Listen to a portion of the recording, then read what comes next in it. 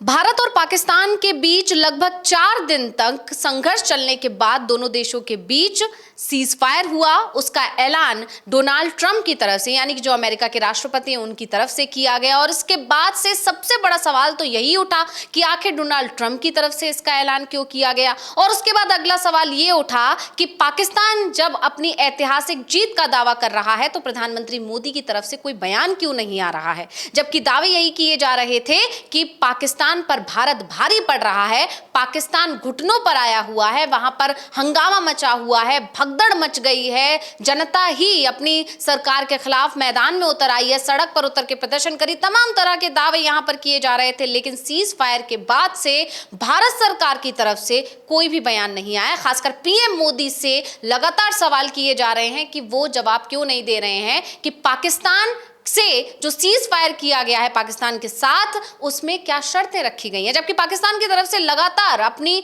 बातें बताई जा रही हैं कि किन किन मुद्दों को रखा गया है और किन मुद्दों पर आगे चर्चा करेगा पाकिस्तान, खासकर सिंधु जल समझौते का मुद्दा और अब एक बार फिर कश्मीर का मुद्दा गरमाने लगा है। और ऐसे में सवाल सरकार के साथ साथ विपक्ष पर भी डीवी लाइव ने उठाए थे, जिसमें यह सवाल किया गया था कि आखिर विपक्ष की तरफ से पीएम मोदी से सवाल क्यों नहीं पूछे जा रहे हैं। खासकर राहुल गांधी से सवाल पूछा गया था कि आपकी तरफ से अभी तक कोई ट्वीट या बयान क्यों नहीं आया है, क्योंकि जनता के सवाल उठाना विपक्ष का काम है और विपक्ष जनता की आवाज होता है। तो ऐसे में विपक्ष खामोश क्यों है। और डीवी लाइव के इस तरह के सवाल उठाने के तुरंत बाद खबर आती है कि राहुल गांधी ने पीएम मोदी को चिट्ठी लिखी है। जी हां, लोकसभा के सांसद और विपक्ष के नेता राहुल गांधी ने पीएम मोदी को चिट्ठी लिखी और राज्यसभा में विपक्ष के नेता मल्लिकार्जुन खड़गे की तरफ से भी पीएम मोदी को एक चिट्ठी लिखी गई है। अब दोनों की तरफ से जो ये चिट्ठी लिखकर कदम उठाया गया है, ये स्वागत योग्य कदम है। लेकिन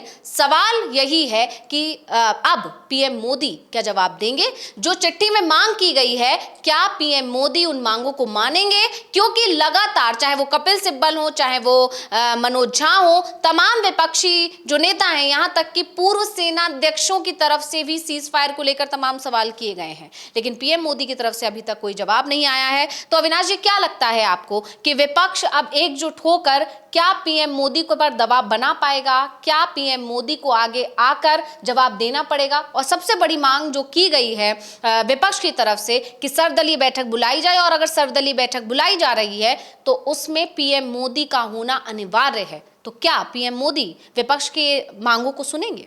नहीं, बिल्कुल। अब क्योंकि संघर्ष विराम हो चुका है तो सबसे बड़ा सवाल तो यही है कि जो संघर्ष हुआ और उसमें भारत की तरफ से क्या कदम उठाए गए। क्योंकि विपक्ष ने शुरुआत से ही बोल दिया था कि जो नेशनल सिक्योरिटी का मुद्दा है, इसमें हम सरकार के साथ हैं, हम अपनी सेना के साथ में हैं। और जब तक ये संघर्ष चलता रहा भारत और पाकिस्तान के बीच में, तब तक विपक्ष की तरफ से कभी भी ये नहीं कहा गया कि प्रधानमंत्री को कोई बयान देना चाहिए। लेकिन जब संघर्ष विराम अब हो चुका है तो जो तमाम सवाल थे जो विपक्ष के मन में लगातार चल रहे थे, देश के मन में लगातार चल रहे थे, और सिर्फ एक राष्ट्रीय सुरक्षा को लेकर उन सवालों को नहीं उठाया जा रहा था।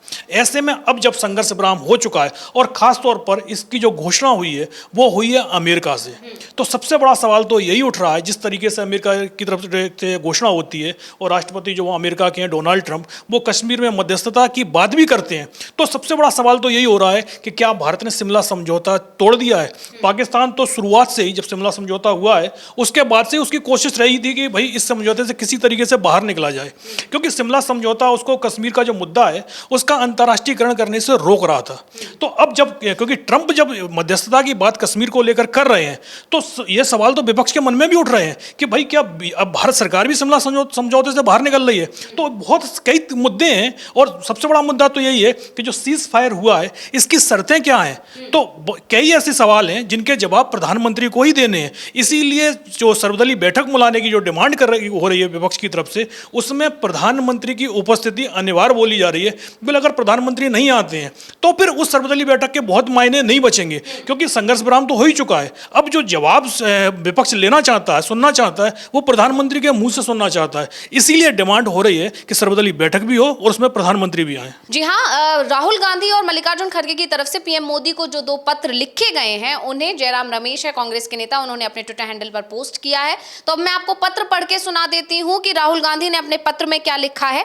राहुल गांधी लिखते हैं, मैं लोकसभा में विपक्ष की ओर से ये अनुरोध दोहराता हूं कि संसद का एक विशेष सत्र तुरंत बुलाया जाए ताकि पहलगाम हमले, ऑपरेशन सिंदूर और भारत पाकिस्तान के बीच हाल ही में हुई युद्ध विराम की घोषणा पर विस्तृत चर्चा हो सके। ये बहुत जरूरी है कि संसद में सभी पक्ष एक साथ आएं और इन मुद्दों पर लोगों के प्रतिनिधियों के साथ विचार विमर्श करें। पहलगाम हमले के बाद ऑपरेशन सिंदूर और अब युद्ध विराम की घोषणा, जिसमें पहले वॉशिंगटन डीसी और फिर भारत व पाकिस्तान की सरकारों ने हिस्सा लिया, उन्होंने कई सवाल खड़े किए हैं। खासतौर पर अमेरिकी राष्ट्रपति ट्रंप और विदेश मंत्री मार्को रूबियो के बयानों ने चिंता बढ़ाई है, जिसमें भारत पाकिस्तान के बीच तटस्थ स्थान पर बातचीत का जिक्र है। हमें यह जानना जरूरी है कि क्या भारत और पाकिस्तान के बीच राजनयिक चैनल फिर से खोले जा रहे हैं और इस मामले में तीसरे पक्ष की मध्यस्थता स्वीकार किया जा रहा है। मैं उम्मीद करता हूं कि आप इस मांग को गंभीरता से लेंगे और तुरंत कार्रवाई करेंगे। यानी राहुल गांधी ने जो पत्र लिखा है उसमें सबसे बड़ा जो सवाल उठाया, कह सकते हैं कि एक मुद्दा उठाया है, जिसमें उन्होंने ये गौर करने के लिए कहा है कि अमेरिका ने जो हस्तक्षेप किया है इस मामले में, तो क्या आगे भी अब हमें किसी भी मामले में अमेरिका की मध्यस्थता की जरूरत पड़ेगी?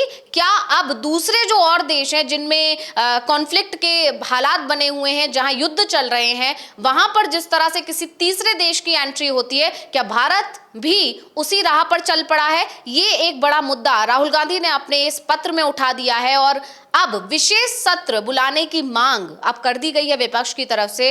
तो ये अपने आप में पीएम मोदी पर दबाव बनाता हुआ दिखाई दे रहा है। हाँ, जाहिर सी बात है, क्योंकि जिस तरीके का बयान डोनाल्ड ट्रंप का आया है और जिस तरीके से इस बार सीज फायर हुआ है, तो विपक्ष के मन में तो सवाल नहीं है, पूरे देश के मन में भी ये सवाल उठ रहे हैं कि सीज फायर की शर्त क्या है और अमेरिका के राष्ट्रपति इसकी घोषणा क्यों कर रहे हैं। वो घोषणा भारत और पाकिस्तान की तरफ से क्यों नहीं की गई?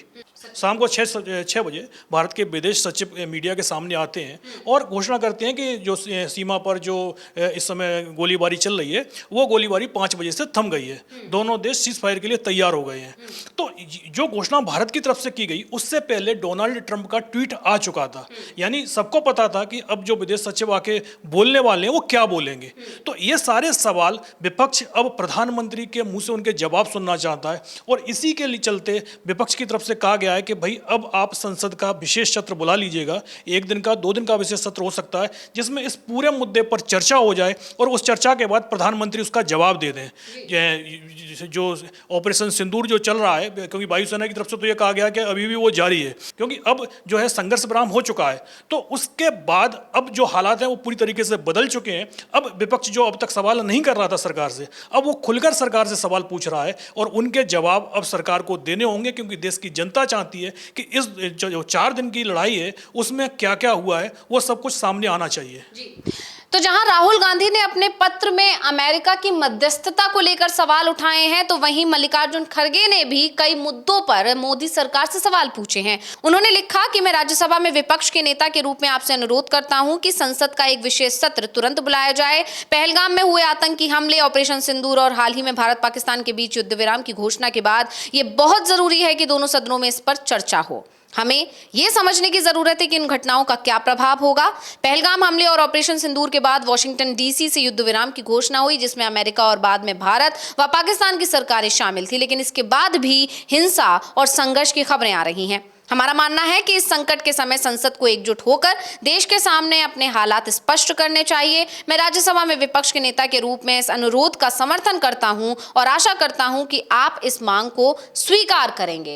अब मल्लिकार्जुन खड़गे और इधर राहुल गांधी की तरफ से बाकायदा पत्र लिखकर मांग की गई है। इससे पहले कपिल सिब्बल ने भी इसी तरह की मांग की थी कि अब सर्वदलीय बैठक बुलाई जानी चाहिए। कपिल सिब्बल ने अपने उस बयान में मनमोहन सिंह सरकार के दौरान का भी जिक्र किया, उन्होंने पहले की सरकारों का भी जिक्र किया। उन्होंने कहा कि अगर इस समय मनमोहन सिंह की सरकार होती और कोई सर्वदलीय बैठक बुलाई जाती तो मनमोहन सिंह उस बैठक में जरूर होते और विपक्ष के सवालों के जवाब देते। ऐसे में कहीं ना कहीं पीएम मोदी पर एक दबाव बढ़ गया है। वहीं विपक्ष अब जो अभी तक शांति के साथ सरकार के सभी फैसलों का समर्थन कर रहा था, ऐलान कर रहा था, लेकिन सीज फायर होने की खबर आते ही सरकार पर विपक्ष के सवालों की बौछार शुरू हुई। अब देखना होगा कि सरकार की तरफ से इन सवालों के जवाब दिए जाते हैं या नहीं, या इन सवालों से बचने के लिए कोई और रणनीति अपनाई जाती है। बहुत बहुत धन्यवाद अविनाश जी तमाम जानकारी देने के लिए, और इसी के साथ मुझे यानी अंशिता को दीजिए इजाजत। नमस्कार।